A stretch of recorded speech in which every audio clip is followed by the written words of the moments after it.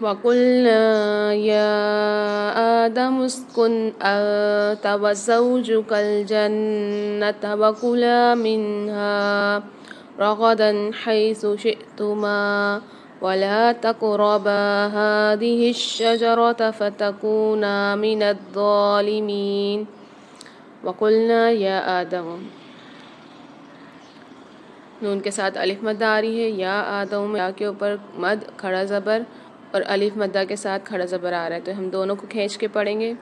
کن آنتا میں یہاں پر دیکھیے نون ساکن کے بعد الف آ رہا ہے، یعنی حمزہ آ رہا ہے، حمزہ عین ہا غین خا حرف ہلکی کے حرفوں میں سے، تو یہاں پر اظہار ہلکی والا قاعدہ ہوگا، یعنی یہاں پر ہم غنہ نہیں کریں گے، اظہار کر کے پڑھیں گے کن آتا۔ پھر یہاں پر نون ساکن کے بعد تا آ رہی ہے، تو یہاں پر ہم اقفا مال غنہ والا قاعدہ کریں گے، نون ساکن کے بعد اقفا کے 15 حرفوں میں سے تا آ رہی ہے، تو یہاں پر ہم غنہ کر کے پڑھیں گے۔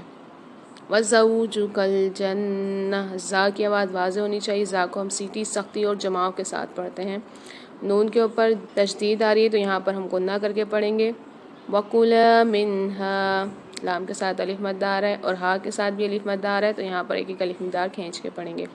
اور منہا میں اظہار ہلکی والا قاعدہ ہو رہا ہے، نون ساکن کے بعد حرف ہلکی کے 6 حرفوں میں سے حمزہ عین ہا غین خا میں سے ہا آ رہی ہے، تو یہاں پر ہم غنہ نہیں کریں گے، اظہار کر کے پڑھیں گے، قاعدے کا نام ہے اظہار ہلکی، نوٹ کر لیجئے گا ابھی۔ رغدن حیث شئتما، یہاں پر بھی دیکھیے رغدن میں دال کے اوپر 2 زبر آ رہے ہیں، تو یہاں پر 2 زبر کی تنوین کے بعد حرف ہلکی والا قاعدہ دوبارہ ہو رہا ہے، یعنی اظہار ہلکی کا قاعدہ۔ حرف ہلکی کے 6 حرف حمزہ عین ہا غین خا میں سے ہا آ رہی ہے، تو یہاں پر ہم غنہ نہیں کریں گے، اظہار کر کے پڑھیں گے، قاعدے کا نام ہے اظہار ہلکی۔ شئتما، الف ہو یا حمزہ ہو، اس کے اوپر جب جزم یا سکون آ جاتا ہے تو ہم جھٹکا دے کے پڑھتے ہیں، ٹھیک ہے۔ رغدن حیث شئتما ولا تقربا، قاف کے اندر قلقلہ ہوگا، لام کے ساتھ الف مد آ رہی ہے، اس کو کھینچ کے پڑھیں گے، ایک الف مدار، با کے ساتھ الف مد آ رہی ہے، اس کو بھی کھینچ کے پڑھیں گے، ایک الف مدار۔ ہذہ الشجرۃ، ہا کے اوپر کھڑا زبر ہے، اس کو کھینچ کے پڑھیں گے اور بھاری آواز کے ساتھ پڑھیں گے۔ شین کے اوپر تشدید آ رہی ہے، مشدد آ رہی ہے، اس کو سختی اور جماؤ کے ساتھ پڑھیں گے۔ فتکونا، قاف کے ساتھ واو مد آ رہی ہے، نون کے ساتھ بھی الف مد آ رہی ہے، تو یہاں پر ایک ایک الف مدار کھینچ کے پڑھیں گے۔ من الظالمین، دعاؤں کے اوپر کھڑا زبر بھی آ رہا ہے اور تشدید بھی، تو سختی جماؤں کے ساتھ بھی پڑھیں گے اور کھینچ کے بھی پڑھیں گے۔ میم کے ساتھ یا مد آ رہی ہے، تو یہاں پر بھی ایک الف مدار کھینچ کے پڑھیں گے۔ میرے ساتھ پڑھیے۔ وَقُلْنَا يَا آدَمُ اسْكُنْ أَنْتَ وَزَوْجُكَ الْجَنَّةَ وَكُلَا مِنْهَا رَغَدًا حَيْثُ شِئْتُمَا وَلَا تَقْرَبَا هَذِهِ الشَّجَرَةَ فَتَكُونَا مِنَ الظَّالِمِينَ۔ اب اس کا ترجمہ کریں گے۔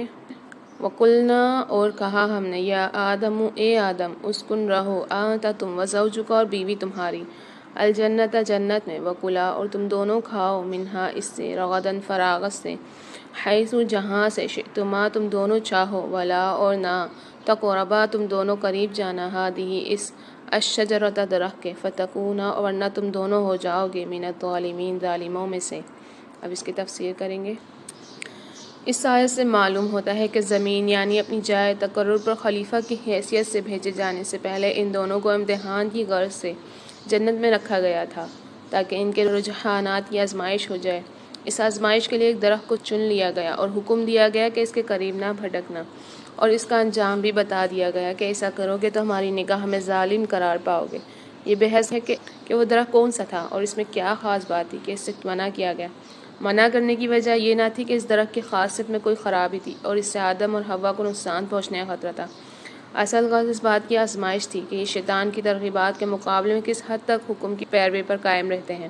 اس مقصد کے لیے کسی ایک چیز کا منتخب کر لینا کافی تھا، اس لیے اللہ پاک نے درخت کے نام اور اس کی خاصیت کا کوئی ذکر نہیں فرمایا۔ اس امتحان کے لیے جنت ہی کا مقام سب سے زیادہ موزوں تھا۔ دراصل اسے امتحان گاہ بنانے کا مقصد یہ حقیقت انسان کے ذہن نشین کرنا تھا کہ تمہارے لیے تمہارا مرتبہ انسانیت کے لحاظ سے جنت ہی لائق اور مناسب مقام ہے، لیکن شیطان کی ترغیبات کے مقابلے میں اگر تم اللہ پاک کی فرمانبرداری کے راستے سے منحرف ہو جاؤ گے تو جس طرح ابتدا میں اس سے محروم کیے گئے تھے اسی طرح آخر میں بھی محروم ہی رہو گے۔ ظلم دراصل حق تلفی کو کہتے ہیں۔ ظالم وہ ہے جو کسی کا حق تلف کرے۔ شخص اللہ کی نافرمانی کرتا ہے وہ در حقیقت 3 بڑی بنیادی حقوق تلف کرتا ہے۔ سب سے پہلا خدا کا حق، کیونکہ وہ اس کا مستحق ہے کہ اس کی فرمانبرداری کی جائے۔ ان تمام چیزوں کے حقوق جن کو انہی وجوہات سے قرآن پاک میں جگہ جگہ گناہ کے لیے ظلم اور گنہگار کے لیے ظالم کی اصطلاح استعمال کی گئی ہے۔ اس آیت میں آدم علیہ السلام کی تیسری فضیلت کا بیان ہے کہ فرشتوں سے سجدہ کروانے کے بعد انہیں جنت کی سکینت عطا فرمائی۔ آیت کا ظاہر یہ ہے کہ حوا اس وقت پیدا ہو چکی تھیں۔ ان کی پیدائش کے متعلق تفصیل سورہ نساء میں موجود ہے، سورہ اعراف میں بھی موجود ہے۔ یہ کون سا درخت تھا؟ اللہ پاک نے بیان نہیں فرمایا، نہ نبی کریم صلی اللہ علیہ وسلم نے بتایا۔ اگر اس کی ضرورت ہوتی یا اس سے کوئی فائدہ ہوتا تو ضرور بتا دیا جاتا۔ بعض مفسرین نے گندم یا انگور یا انجیر وغیرہ کا نام لیا، مگر یہ سب اقوال بلا دلیل ہیں۔ وَلَا تَقْرَبَا، اس درخت کے کھانے سے بچنے کے لیے اس کے قریب جانے سے بھی منع فرما دیا۔ اس سے شریعت کا قاعدہ صد ذرائع ثابت ہوتا ہے، یعنی جو چیز حرام کا ذریعہ بنتی ہے اس سے بچنا بھی ضروری ہے۔ مثلا زنا سے بچنے کے لیے اس کے قریب جانے سے بھی منع فرما دیا ہے۔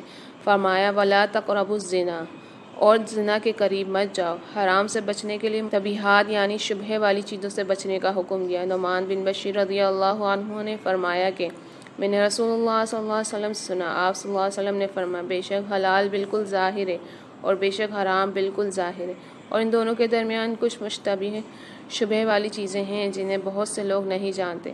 تو جو شخص شبہات سے بچے گا وہ اپنے دین، اپنی عزت کو پوری طرح بچا لے گا، اور جو شبہات میں پڑ جائے گا وہ حرام میں پڑ جائے گا، جیسے وہ چرواہا جو ممنوع چراگاہ میں جانور چراتا ہے، قریب ہے کہ اس کے اندر چرنے لگے۔ یاد رکھو، اور ہر بادشاہ کے ممنوع چراگاہ ہوتی ہے، اور اللہ پاک کی ممنوع چراگاہ اس کی حرام کردہ چیزیں ہیں۔